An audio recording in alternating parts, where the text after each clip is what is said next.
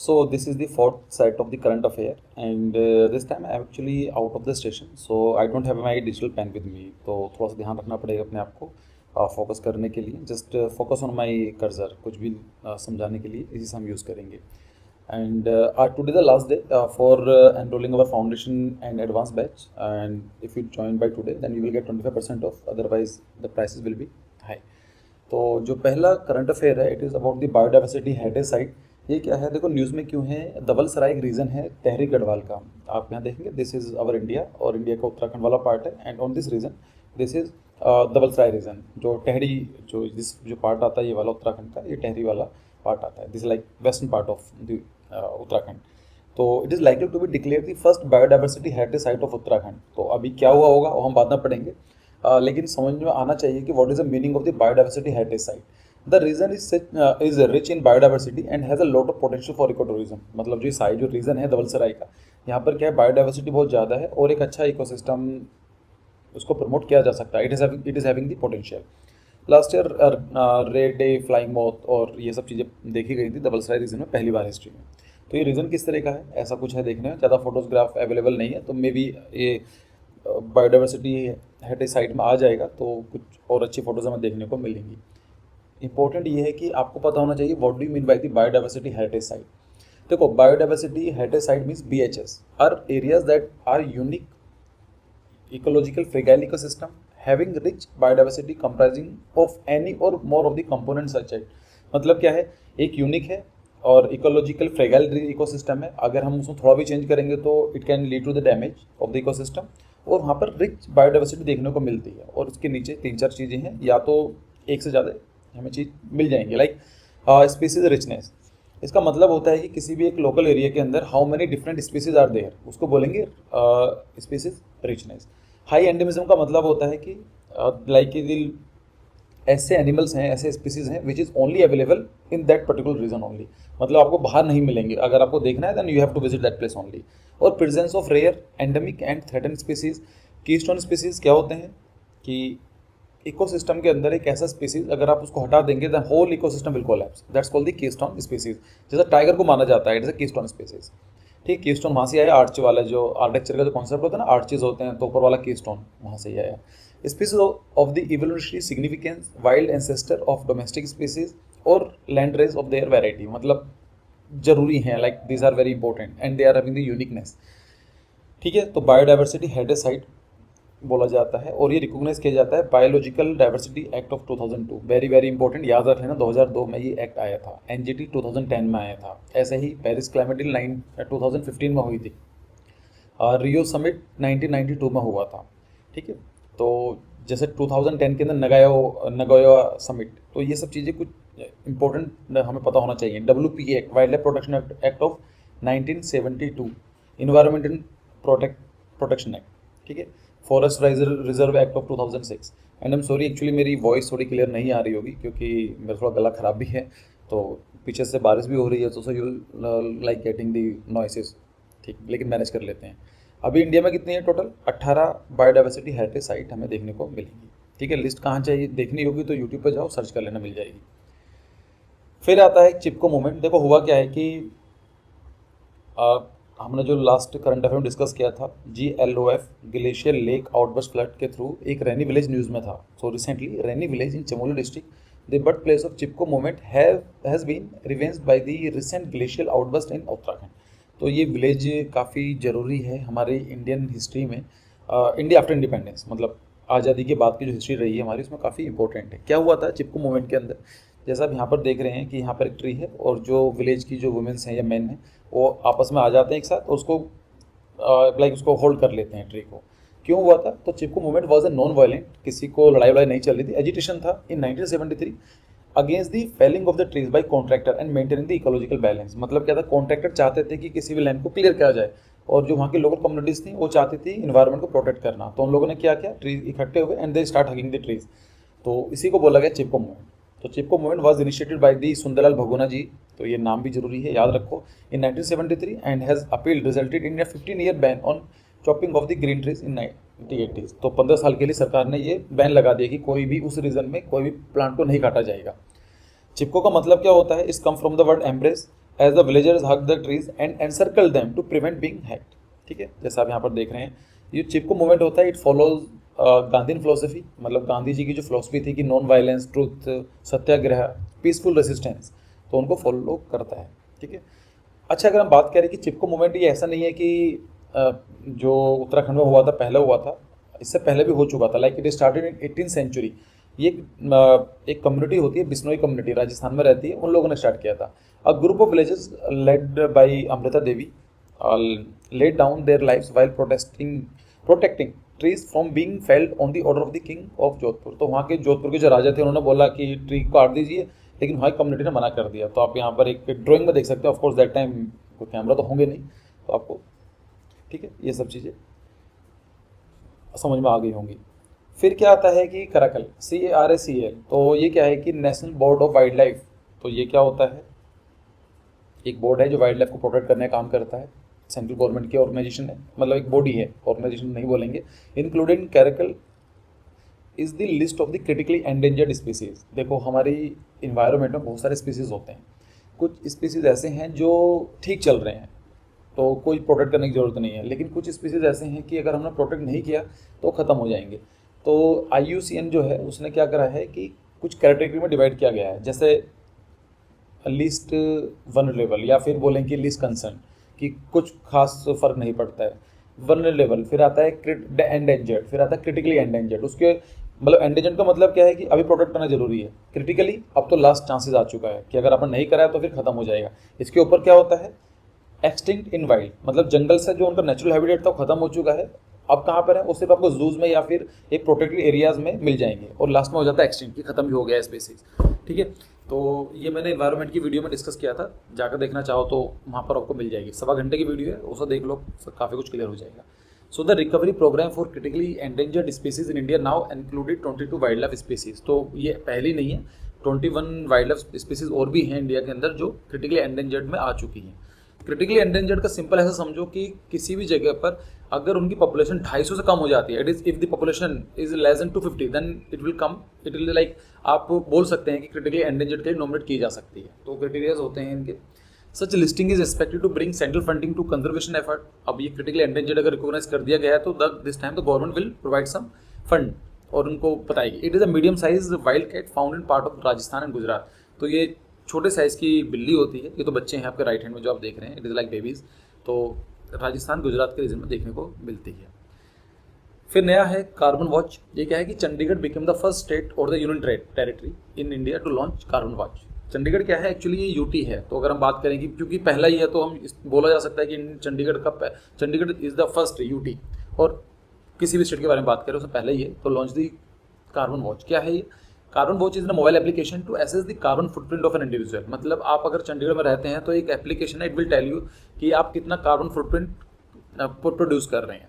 Carbon footprint का मतलब क्या होता है, is the total amount of the green house gases, मतलब जो ग्रीन हाउस गैसेज को हम कितना प्रोड्यूस करते हैं, including carbon dioxide and methane, that are generated by our actions. अगर हम ज़्यादा इलेक्ट्रिसिटी यूज़ करते हैं तो ज़्यादा कार्बन फुटप्रिंट जनरेट होगा, कम यूज़ करते हैं तो कम होगा। It aims to make the people climate smart citizens while making them capable of assessing their carbon footprint, along with providing them with the step to reduce it। तो आपको app बताएगी कि आप कितना कार्बन फुटप्रिंट प्रोड्यूस कर रहे हैं और आपको सजेशन भी देगी कि आपको कम कैसा करा जा सकता है। ठीक है, तो ऐसा कुछ है, डाउनलोड कर लेना अगर जो लोग चंडीगढ़ रहते हैं। चंडीगढ़ आई फील कि it can be the model city in many different dimensions, क्योंकि छोटा शहर है, एजुकेटेड लोग हैं, अवेयर लोग हैं, सिटीजन जो हैं वो जानते हैं एक दूसरे को, इन सब चीज़ों के बारे में जानते हैं, like they are more educated. Why I'm saying because मैंने ग्रेजुएशन वहाँ से की थी, तो वहाँ पर 5-6 साल का एक्सपीरियंस है मेरा। खैर चीज़ आती है next current affair is solar outshines wind power in total capacity. क्या है, as per the ministry of the new and renewable energy data, total installed capacity of solar power stood at 38794 megawatt, while total wind power capacity was 38684। मतलब क्या है, देखो renewable source of energy का मतलब होता है कि this is the energy which can be regenerate again and again, खत्म नहीं होगी। पेट्रोल आप लेकर आते हैं, आपने गाड़ी में फ्यूल डलवाया, लाइक पेट्रोल डीजल, ये क्या हो जाएगा, खत्म हो जाएगा, उसके बाद दोबारा नहीं मिलेगा आपको, है ना। लेकिन सनलाइट और जो विंड एनर्जी है ये रिन्यूएबल एनर्जी सोर्स हैं। आज सन निकलेगा, कल भी निकलेगा, वो तो आता रहेगा ना। तो पहली बार क्या हुआ है कि जो हमारी सोलर एनर्जी है उसने सबको बीट कर दिया रिन्यूएबल सोर्स ऑफ एनर्जी। मतलब सबसे ज़्यादा जो हम renewable source of energy produce करते हैं वो हमारा कहाँ से आता है, सोलर से आता है। ये है ना, ये 38794 और 38683। उसके बाद आता है बायोमास, फिर आता है स्मॉल हाइड्रो, ये लास्ट ईयर भी करंट अफेयर में था स्मॉल हाइड्रो प्रोजेक्ट, ये सेंट्रल गवर्नमेंट ने उसको ऐड कर दिया, अदरवाइज ये रिन्यूएबल सोर्स ऑफ एनर्जी नहीं माना जाता था, ठीक है। फिर आता है टेक्नोग्रहा, कंटेक्स्ट क्या है, an enrolment module for Technograhas has been launched by the ministry of housing and urban affair. क्या होते हैं Technograhas, are students from IIT NIT engineers planning and architecture colleges faculty members, जो IIT में पढ़ते हैं, NIT में पढ़ते हैं, इंजीनियर्स हैं, प्लानिंग के स्टूडेंट्स हैं, आर्किटेक्चर के स्टूडेंट्स हैं, उनको बोला जाएगा Technograha. So these students will visit live laboratories at 6 light house project. तो मैंने लास्ट करंट अफेयर के वीडियो में डिस्कस किया था what is a light house project. तो जो स्टूडेंट्स होंगे जो पार्टिसिपेट करेंगे वो लाइट हाउस प्रोजेक्ट में जाएंगे फॉर लर्निंग, वो देखेंगे, सीखेंगे, कंसल्ट करेंगे, जनरेट आइडियाज देंगे कि solution and experimentation, innovation and technical awareness. किस काम के लिए, ऑफकोर्स घर के लिए होगा, देखो है ना, Technograhas changing agent of the innovation and sustainable construction technologies. तो ये देख लेना। बाकी लाइट हाउस प्रोजेक्ट के बारे में डिस्कस किया था, फिर भी बता देता हूँ। So light house project are model housing projects with houses build with short listed alternate technologies suitable to geo climatic and hazardic condition of the region, ठीक है। और फिर नेक्स्ट करंट अफेयर आता है अर्थ आर 2021। अर्थ आर क्या होता है, धरती का घंटा, ऐसा मान के चलो अर्थ आर। देखो earth hour 2021 was celebrated on 27 March under the theme क्या थी, climate change for to save earth. तो ये था, क्या होता है, this year event highlighted the link between destruction of nature and increasing outbreak of the disease like कोविड-19। तो ये इस बार की थीम क्या थी, ये बताया गया, जो फोकस रहा है कि अगर हम नेचर को डिस्ट्रक्ट करते हैं तो उससे क्या हो रहा है कि हमारे ऐसे पैथोजन से ऐसी बीमारी निकल कर आ रही हैं। लाइक कुछ टाइम पहले बर्ड फ्लू था, उससे पहले सार्स आया था, अब कोविड-19 है, और इट इज़ लाइक कि अनफॉर्चुनेटली इन फ्यूचर भी आते रहेंगे अगर हम लोगों ने अपना बिहेवियर चेंज नहीं किया, इन्वायरमेंट को प्रोटेक्ट नहीं किया है। जैसे कोविड-19 है तो it can be some other viruses, और आते रहते हैं, न्यूज़ में बनाए रहते हैं ये, ठीक है। तो अर्थ आर क्या होता है, so it is organise by the World Wildlife Fund. The 1 hour light out event 8:30 से 9:30 बजे हम लोग क्या करते हैं, अपने जो जितने लाइट होते हैं उनको बंद कर देते हैं, is held world wide toward end of the March. महीने के जो मार्च होता है उसके एंड में जाके हम लोग एक दिन 1 घंटा निकालते हैं और उसको हम लोग ट्राई करते हैं कि सारी के सारी लाइट ऑफ रहे। It encourage individuals, households, communities and businesses to turn off their non essential lights. मतलब ऐसा नहीं है कि जो जरूरी है तो चलती रहेंगी, लेकिन आप जो लाइट को सेव कर सकते हैं, नॉन एसेंशियल लाइट्स हैं, उनको बंद कर देते हैं for an hour as a symbol for their commitment to the planet. एक सिर्फ दिखाने के लिए कि हाँ we want to work for the planet, ठीक है। It started as a light out event in Sydney, ये स्टार्ट हुआ था 2007 में सिडनी में, ऑस्ट्रेलिया में, and since has been generated support in 185 countries. तो दुनिया में 185 कंट्रीज हैं जो उसको एज अ इनिशिएटिव कंट्रीब्यूट करती हैं। Objective is to unite people to take action on environmental issues and protect the planet. तो क्लियर है। अब एक वर्ड आया है तो उसको पढ़ लेते हैं, World Wide Fund for Nature, WWF। It is an international non governmental organisation stabilise in 1961 at the headquarter at Gland. तो ये स्विट्जरलैंड का एक सिटी है ग्लैंड, वहाँ पर इसका हेडक्वार्टर है। It is a world leading conservation organisation with the objective of conserving nature and reduce the world pressing threat of the diversity of life on earth. तो जैसे नाम से पता चल रहा है, इसका लोगो भी याद रख लेना, पूछा जा सकता है नाटा में। फिर आता है कि Miyawaki technique of urban forest management. तो मुझे अच्छा लगा, वैसे ही क्वेश्चन बनेगा नहीं आप मतलब आपके एग्जाम में, लेकिन पता होना चाहिए। Recently many states including Maharashtra and West Bengal have started promoting Miyawaki for creation of forest in urban areas. तो अर्बन एरिया के अंदर जंगल कैसे बनाया जाए, एक टेक्निक का नाम दिया गया है मायावाकी। तो ये जापानीज आप बोलेंगे कि साइंटिस्ट होंगे, रिसर्चर्स रहे होंगे, तो इन्होंने एक टेक्निक का डेवलप किया है। क्या होती है इसमें, देखो, it is an afforestation method based on the work of Japanese botanist. ये बोटनिस्ट हैं Akira Miyawaki in the 1980s।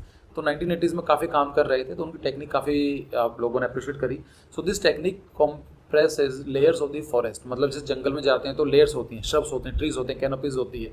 तो एक छोटे से एक लैंड है, प्लॉट है, यहाँ पर डिफरेंट लेयर्स उगाई जाती हैं और उनको एज अ फॉरेस्ट की तरह इनको डेवलप किया जाता है। तो ये वीडियो को पोस्ट करके देख लेना, मैं इसमें ज़्यादा नहीं जाऊँगा। तो इसमें सिंपल है कि लेयर्स बना दी जाती हैं, डिफरेंट स्पीसीज़ जो प्लांट्स की स्पीसीज़ होती हैं उनको प्लांट किया जाता है, और एक कुछ दिनों के बाद क्या होता है, ये घूमते घूमते ये ऐसा कुछ हो जाता है। तो इनका मानना है कि no management is the best management. आपको मैनेजमेंट करने की जरूरत नहीं है, बस आप कुछ कॉन्ट्रीब्यूट मत करो। अगर आप देखेंगे कि हम किसी भी रीजन को छोड़ देते हैं, मतलब 10-15 साल के लिए छोड़ देते हैं, तो सब कुछ ठीक हो जाता है। फॉर एग्जाम्पल इन कोविड-19 गंगा काफ़ी साफ हो गई थी क्योंकि हम लोगों ने ज़्यादा पोल्यूशन नहीं करा। सो ये बोला जाता है कि अगर आप कुछ मत करो, if you want to preserve the nature, don't interfere in the working of the nature. So no management is the best management. ठीक है, तो उसका क्या प्रोसेस होता है कि planting 3 to 4 saplings per square metre using native varieties adapted to local conditions. Of course आप जंगल बनाना चाहते हो तो you have to adopt the native varieties. ऐसा तो है नहीं कि आप बैम्बू लगाएंगे लाइक किसी ऐसे रीजन में जहाँ बैम्बू होता ही नहीं है। सो wide varieties of this species ideally 30 और मोर, 30 से ज़्यादा स्पीसीज जो स्पीसीज होती हैं प्लांट्स की उनको उगाया जाता है to recreate layers of the natural forest, mulching, natural wild retention and perforation material like rice husk and use of organic compost is done to support their growth. तो मतलब एक नेचुरल मैन्यूर ही दिया जाता है। This site is monitored and maintain for a period of 2 to 3 years। और को 2 या 3 साल तक हमें ध्यान रखना पड़ता है। उसके बाद क्या होता है, ऑटोमेटिकली ही एक सस्टेनेबल हो जाती है, like it become the self sustainable. ठीक है, चलो फिर नेक्स्ट करंट अफेयर है। तो ये फुगाकू FUGAKU ये क्या है, दुनिया का सबसे बड़ा सबसे पावरफुल सुपर कंप्यूटर है। किसका है, जापान का है Fugaku. With speed of 4153.53 petaflop has become world fastest super computer, मतलब सबसे फास्टेस्ट सुपर कंप्यूटर है। इससे पहले क्या हुआ करता था, तियाहू लाइट, मतलब चाइना का सनवे तियाहू के नाम से चाइना का सुपर कंप्यूटर था। अभी क्या हो चुका है, फुगाकू। अगर हम बात करें अपने इंडिया में कौन सा है, सबसे पहला जो इंडिया का सुपर कंप्यूटर था इट वाज परम 8000, और जो अभी लेटेस्ट है वो है परम सिद्धि 2010 फेटाफ्लो। तो अगर आप कंपेयर करेंगे 2010 है और उनका 415 है, तो it is just about double जो उसकी कैपेसिटी है। आपने सुना होगा कि फ्लॉप, अभी हमने डिस्कस किया है कि it is having the petaflop. Flop का मतलब क्या होता है, तो इसका मतलब बोलते हैं फ्लोटिंग पॉइंट ऑपरेशन पर सेकेंड, कितने ऑपरेशन एक सेकंड में किए जा सकते हैं। तो आप समझ सकते हैं कि 415 फेटअप, यहाँ पर कितना 415 फेटाफ्लो, तो आप इतने ज़्यादा ऑपरेशन एक साथ कर सकते हैं। फेटाफ्लॉप का मतलब क्या होता है, it is a common benchmark measurement for rating the speed of the microprocessor. तो मेगा फ्लॉप का मतलब होता है कि it is equal to the 1 million flop, and giga flop का मतलब वही 1 GB TB और वो चलते रहते हैं। Last current affair for today, Gandhi peace prize for year 2019 and 20 announced. तो 2019 और 2020 के लिए गांधी पीस प्राइज अनाउंस किया जा चुका था मार्च अप्रैल में। So 2019 award is confirm to majesty Sultan Qaboos bin Said al Said of Oman, और 2020 का मिला है शेख मुजबिर रहमान को। ये बांग्लादेश के बहुत ही लीडिंग फिगर रहे हैं। अगर बांग्लादेश वैसे भी ज़रूरी है क्योंकि Bangladesh was created 1971 and India was the first country to recognise as a sovereign independent country, क्योंकि ये ईस्ट पाकिस्तान हुआ करता था उससे पहले। तो 50 साल हो रहे हैं as a Bangladesh, they are celebrating their golden jubilee. तो ये भी पता होना चाहिए आपको। और खैर इसमें तो गांधी पीस प्राइज़ के बारे में पढ़ लेते हैं। It is an annual award since 1995। तो 1995 से दिया जाता है, क्यों, क्योंकि 1995 125th बर्थ एनिवर्सरी थी महात्मा गांधी जी की, तो उनको याद रखने के लिए एक अवार्ड चला दिया। गांधी जी का बर्थ डेट कब है, 2 अक्टूबर 1869। ठीक है, this award is open to all person regarding of nationality. ये ऐसा नहीं कि इंडियन लोगों को दिया जाता है, जो लोग भी गांधी जी की फिलोसफी फॉलो करते हैं, नॉन वायलेंस, पीस और लाइक सत्याग्रह, ट्रूथ, जो अच्छी अच्छी क्वालिटीज़ होती हैं, अगर उनको फॉलो करते हैं तो उसको without discrimination on the basis of the nationality या रेस या लैंग्वेज, कास्ट, क्रीड और सेक्स किसी को भी दिया जा सकता है। ठीक है, और जो ये सुल्तान है कबूस bin Said al Said of Oman, इन 2020 में ही इनकी डेथ हुई है लास्ट ईयर, और ये आप जानते हैं।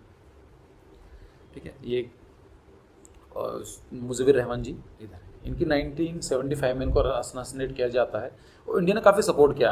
अगर आप देखेंगे तो इंडिया और बांग्लादेश के रिलेशन काफ़ी अच्छे रहते हैं, क्योंकि इंडिया पहला कंट्री था जिन्होंने बताया कि नहीं हम बांग्लादेश को ऐसा कंट्री मानते हैं, हम नहीं मानते इस पाकिस्तान है कुछ क्या है। काफ़ी इंटरेस्टिंग इसकी हिस्ट्री रही है, पढ़ना कभी इन चीज़ों के बारे में। So thank you for joining and see you in the next video. बाकी अगर आप कोर्स ज्वाइन करना चाहते हैं तो today is the last day, तो आप ज्वाइन कर सकते हैं। So thank you, bye bye.